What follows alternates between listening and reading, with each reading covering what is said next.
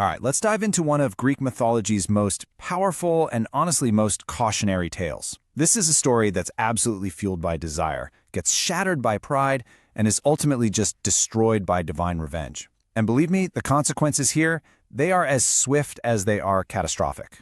What we're really looking at here is this devastating chain reaction, right? It's a tragedy that unfolds with just terrifying speed, and the whole thing, it all hinges on one single moment of pride, just one choice by a young prince that ends up dooming his entire family.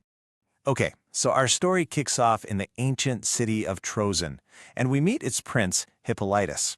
He's the son of the great hero Theseus, the guy who killed the Minotaur. But Hippolytus, well, he's made a very specific and, as we'll see, a very dangerous choice about how to live his life. So, Hippolytus wasn't just some casual follower of Artemis. No way. He was a true devotee. I mean, he dedicated himself completely to the hunt, to physical discipline, basically to a life of absolute purity. He just scorned what he saw as the weakness and, the messiness of carnal desire. And right here, this is where his virtue kind of curdles into arrogance. It's what the Greeks called hubris, that dangerous overconfidence. His devotion to Artemis led him to openly, and I mean openly, despise Aphrodite, the goddess of love and desire. And look, in the world of the ancient Greeks, you don't disrespect a god. It was a fatal, fatal mistake. So how do the gods react when they get slighted like this? Well, in these myths, nobody, and I mean nobody, mortal or otherwise, rejects a deity and gets away with it. And Aphrodite, who is literally the embodiment of desire, took this rejection very personally. So she's profoundly offended by his hubris, and she immediately sets her punishment in motion.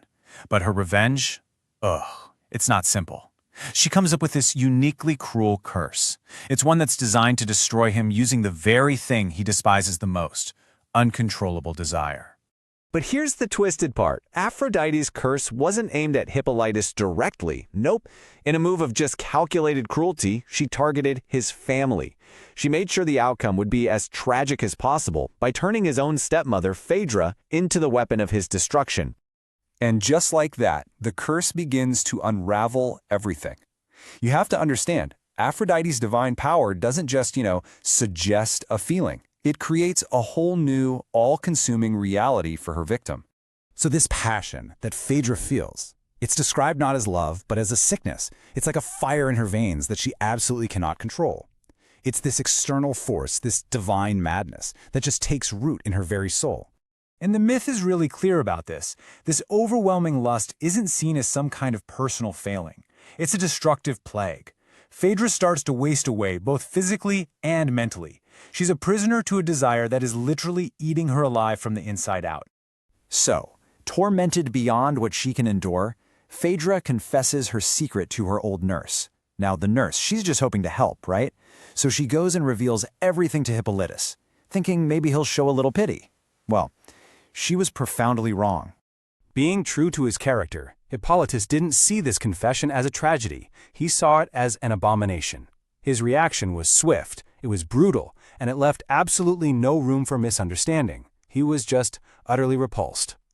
So when Phaedra hears those words, she's been rejected, she's been publicly humiliated, that burning passion she felt, it instantly transforms into this deadly, all-consuming hatred. The logic is simple. If she can't have him, she's going to destroy him. To try and salvage her honor, and, of course, destroy the man who scorned her, Phaedra sets a final, vengeful trap. She writes a letter with this vicious lie inside, and then she seals its credibility with the ultimate sacrifice. She literally turns her own death into a weapon. So, when the great hero Theseus gets home, he finds his wife dead, and he reads this false letter. In that moment, all his legendary reason and heroism just vanishes. All that's left is this blind paternal rage. And this is where the tragedy just pivots into its final act. There's no trial, no questions asked, just immediate, furious judgment. Theseus calls in a divine favor from his father, the sea god Poseidon, and he demands the death of his own son. And with that single act, the catastrophe becomes completely inevitable. Just look at the terrifying speed of this whole thing. It is an unstoppable chain reaction. It goes from the lie, to the curse, to the attack, to death, all in a heartbeat. And the truth? Well, as is so often the case in these Greek tragedies, The truth only shows up when the damage is already done and completely irreversible. So as Theseus is weeping over his son's broken body, with the full weight of what he's done just crashing down on him, Aphrodite is watching from Mount Olympus. For her, revenge is complete. Her honor is satisfied. 3 lives, just gone. Phaedra is dead by suicide. Hippolytus is dead by his own father's curse. And Theseus, well, he's left completely destroyed by a grief and guilt that no amount of heroism could ever fix. So you see, this myth isn't just a story. It's a really stark moral warning. And the first part of that warning is this kind of uncontrolled, obsessive desire. It's an unquenchable fire. It gave Phaedra zero pleasure, only torment. It's a hunger that can never, ever truly be filled. Yeah, instead of providing any kind of fulfillment, it just consumes everything it touches. I mean, in this story, it devoured honor. It devoured family. It devoured innocence. And in the end, it devoured life itself. So this story draws this really powerful line in the sand. Love, the kind rooted in respect and balance, that has the power to create. But this kind of lust, the kind born from a divine curse and human obsession, it only knows how to destroy. And that leaves us with a pretty timeless question, doesn't it?